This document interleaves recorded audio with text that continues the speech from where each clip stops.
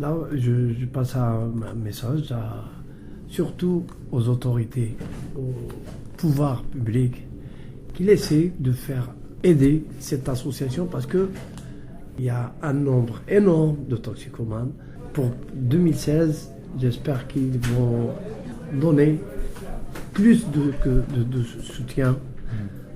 Parce que cette association, il mérite. Ce serait un peu le cadeau de Noël de l'association. Voilà, le cadeau de Noël de l'association.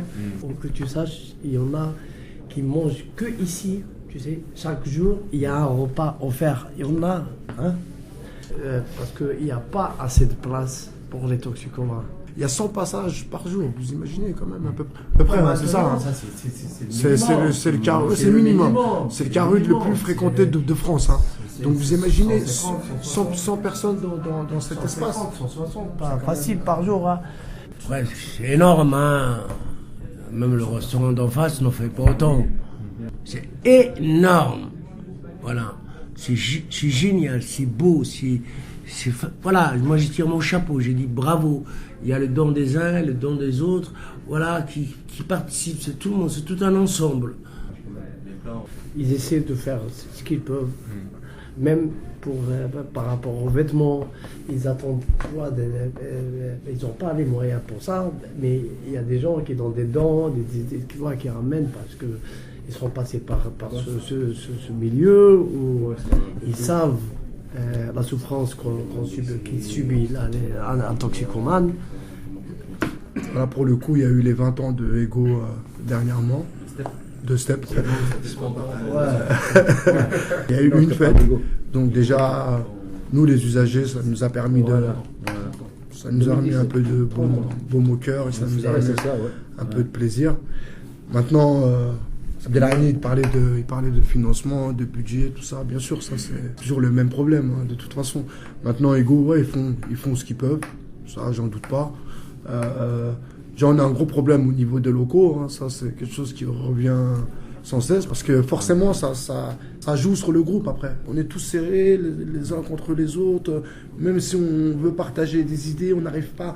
On ne peut pas se détacher pour réfléchir. Par exemple, si on veut créer un petit groupe ou bien... Des fois, l'assistante sociale, elle fait l'entretien dans le couloir. Le médecin pareil, le médecin dans le couloir pareil. L'infirmerie pour les soins, il leur faut assez de place. Là, ils n'arrivent pas à faire leur travail comme il faut. Ouais. Vous savez, parce que là, quand on est trop serré, ça prend du temps, ça prend... Tu vois, vous voyez... Ce qu'on peut souhaiter, c'est que les nouveaux locaux, ils arrivent rapidement, tout en sachant que une dernière date c'était 2018 ou je sais pas quand, donc. Est-ce que c'est un projet? Un projet. Il était encore depuis des années. Depuis des années, il est là, il y a un bâtiment, il est en train de se construire sur le boulevard de la Chapelle. Ouais. Il y a eu pas mal de soucis qui fait que... Voilà, ils ne l'ont pas eu pour l'instant. Il est loin d'être terminé. Voilà. Et loin, il faut qu'il bouge ça, il faut qu'il débloque. Ce qui bloque, c'est cette construction. Parce que ce local-là, il est très intéressant, très important pour l'association. Parce que la première des choses, et ça on le voit, c'est que si même l'équipe professionnelle, je pense que même pour eux, ça devient compliqué. Parce qu'il n'y a pas de place, il n'y a pas d'espace. Malgré tout cet effort qui est donné, toujours est-il que ces lieux sont exigus. C'est bien joli, c'est bien beau. Je ne jette pas une pierre dans la mare, mais simplement, dans tout ça aussi, il faut qu'il y ait l'écoute.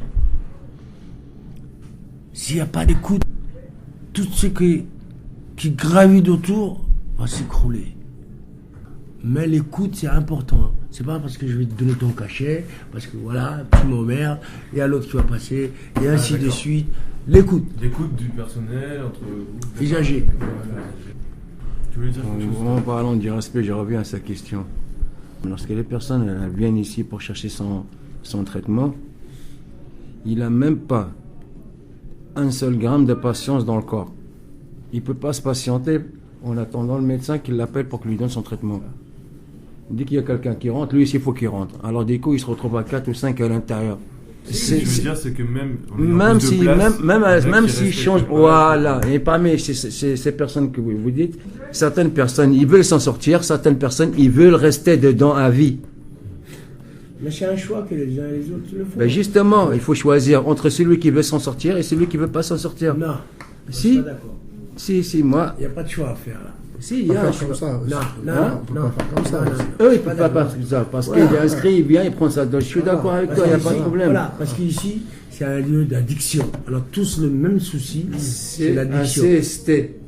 C'est ça, Voilà. le problème qui nous réunit, c'est ça, c'est ce problème-là. Bon. Et là, à la reprise de Vincent, qui est maintenant le représentant des usagers, qui est en train de remettre à jour la nouvelle modification de la charte, qui est là où vous avez, c'est indispensable.